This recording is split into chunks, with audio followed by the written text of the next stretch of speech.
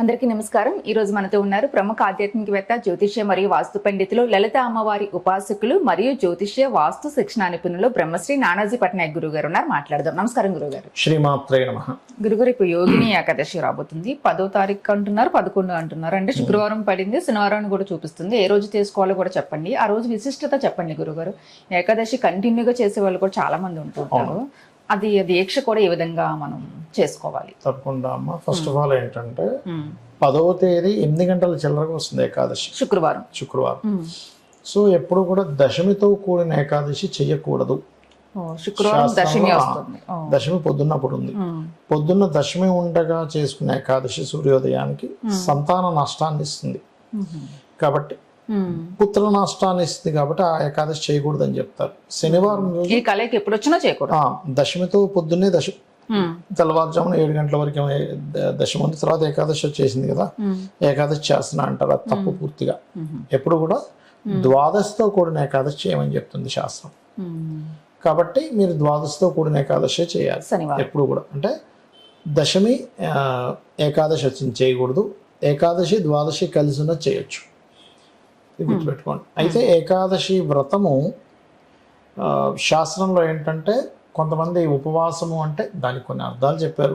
భగవంతుడికి దగ్గరగా ఉండడం, ఉపవసించడం అనేటువంటిది కూడా చెప్పారు. దాంతోపాటు శాస్త్రం చాలా స్పష్టంగా మనకి 8 యామములు, ఒక యామం ఈజ్ ఈక్వల్ టు 3 hours, 3 గంటలు ఒక యామం.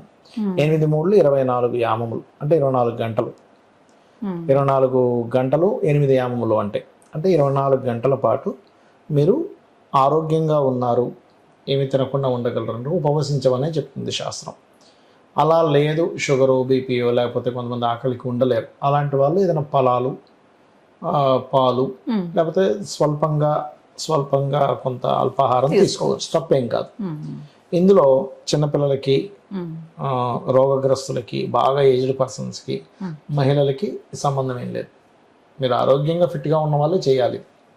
అయితే ఏకాదశి వ్రతం చేయడం వల్ల, ఈ వ్రతం ఏకాదశి అంటే మనం తినకుండా ఉన్నందుకు చేసిన నిర్జల ఏకాదశి కూడా వస్తుంది. నీళ్ళు కూడా తాగరు కొంతమంది.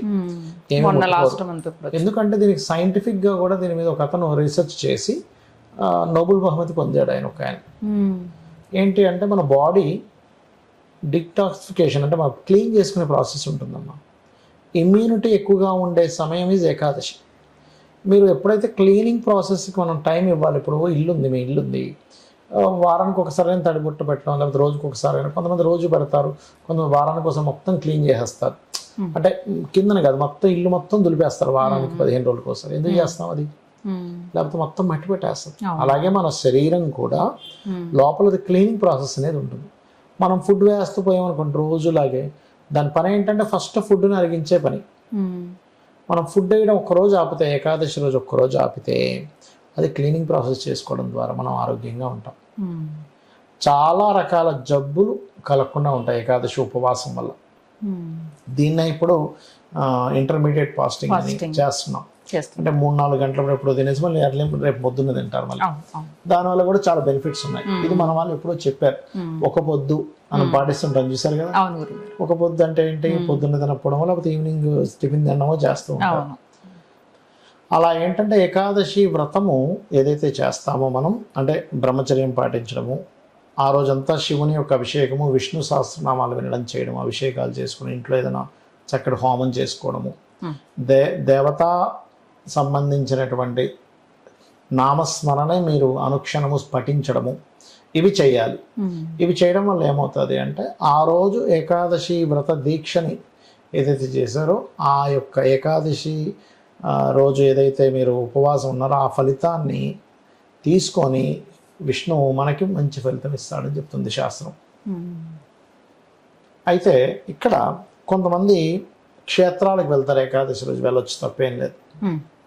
అదేవిధంగా ఇంట్లో ఏదైనా సత్యనారాయణ సంప్రదాయం అది చేసుకుంటారు, అప్పుడు ప్రసాదం ఇస్తారు కదంటే ఆ ప్రసాదం తీసుకోవడంలో తప్పులేదు, తినొచ్చు ప్రసాదం. ఇప్పుడు చాలా మంది ఏం చేస్తారంటే, అమ్మో ఇవాళ ఏకాదశి ఏది ముట్టుకొని అంటారు. ప్రసాదం తీసుకోవచ్చు, తప్పేం కాదు.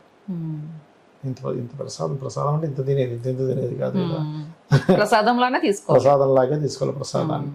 సో ఆ రకంగా చేయొచ్చు. అయితే ఏకాదశి చేసినప్పుడు ఏమవుతుందంటే, మనిషి గోల్స్ ఉంటాయి సరే, నేను ఫలానాది సాధించాలి. ఎందుకో చెప్తున్నానంటే ఈ మాట, ఎప్పుడు మీరు ఏకాదశికి వచ్చినా అప్పుడు ఉండే గ్రహస్థితులు ఎలా ఉంటాయంటే సూర్యుడి నుంచి చంద్రుడు డిగ్రీస్ వైజ్గా తీసుకుంటే ఒక్కోసారి ద్వాదశంలోకి వచ్చినట్టు కనిపిస్తుంది చంద్రుడు, కానీ డిగ్రీ వైజ్గా తీసుకుంటే 1/11 1/5 యాక్సెస్లోనే ఉంటాయి రవిచంద్రులు ఇద్దరు కూడా. ఈ 1/5 1/11లో ఉండేటువంటి గ్రహస్థితి ఎప్పుడు మనకి మన ఆలోచనని చక్కటి ఆలోచన, హ్యాపీనెస్, సక్సెస్ రేట్ వైపు తీసుకెళ్ళేటువంటి కాంబినేషన్. అంటే మీరు జీవితంలో విజయం పొందలేకపోతున్నాము, ఆనందంగా లేము, ఏమి చేస్తున్నా సరే మాకు సక్సెస్ రావట్లేదు అనుకునేటువంటి వారికి కూడా ఏకాదశి ఉపవాసము, ఏకాదశి రోజు విష్ణువుని శివుణ్ణి ఆరాధించడం వల్ల వాళ్ళకి 100% విజయం లభిస్తుంది. మన మీద మనకి పట్టు కూడా వస్తుంది. మనం ఇప్పుడు బాగా తినేసి శుభ్రంగా తిని ముడుకుంటే పట్టు వస్తుందా, కొంచెం ఎంత తినాలో అంతవరకు తింటే బాగుంటుంది. ఎంతవరకు తినాలో అంతవరకు తింటేనే. ఏకాదశి చేయడం వల్ల చాలా ప్రయోజనాలు ఉన్నాయి కదా. అంటే కేవలం ఏదో ఉపవాసం ఉండడమే కాకుండా ఆ సమయం అంతా కూడా స్వామివారి నామస్మరణ లేదా అమ్మవారి నామస్మరణ చేస్తుండాలి. అప్పుడు మీరు ఏకాదశి వ్రతం చేసిన ఫలితం ఉంటుంది. ఊరికి నేను తినకుండా 10 మందికి నేను ఇవాళ ఏకాదశి తినను చెప్పడం కూడా తప్పు, కరెక్ట్ కాదు. అదే పని నీకు తెల్లారితే వాళ్ళ ఏకాదశి నేను తిన్నాను. కొంతమంది అట్లానే చేస్తారు. అలా చేయకూడదు, అట్లా చెప్పొద్దు కూడా. అలా చేయకూడదు. ఏకాదశి వ్రతంలో ఉన్నానండి అనాలంతే. ఏకాదశి కదండి నేనేం తిన్నాండి, అందరికి పనిగట్టుకొని మెసేజ్లు చేయడం, ఇవాళ నేనేం తిన్నాను నాకేం తేవద్దని చెప్పడం, ఇంకా అందరికి అదొక పబ్లిసిటీ లాగే. కానీ నీ వ్రతం యొక్క సంకల్పం, దేవుడి మీద భక్తి ఉండాలి అక్కడ మెయిన్ గా. అట్లా చేస్తేనే ఫలితం కూడా అలా చేస్తేనే పరిపూర్ణమైనటువంటి ఫలితం మనకు దక్కుతుంది. ఓకే గురుగారు, ఎలా చెయ్యాలనేది చాలా మందికి అంటే చేస్తూ ఉంటారు, కానీ చిన్న చిన్న మిస్టేక్స్ వల్ల మనం కొంచెం ఏమైపోద్ది అంటే ఒక్కొక్కసారి లౌకికమైన వాటిలోకి వెళ్ళిపోయి అహం వచ్చేస్తుంటది మనిషికి.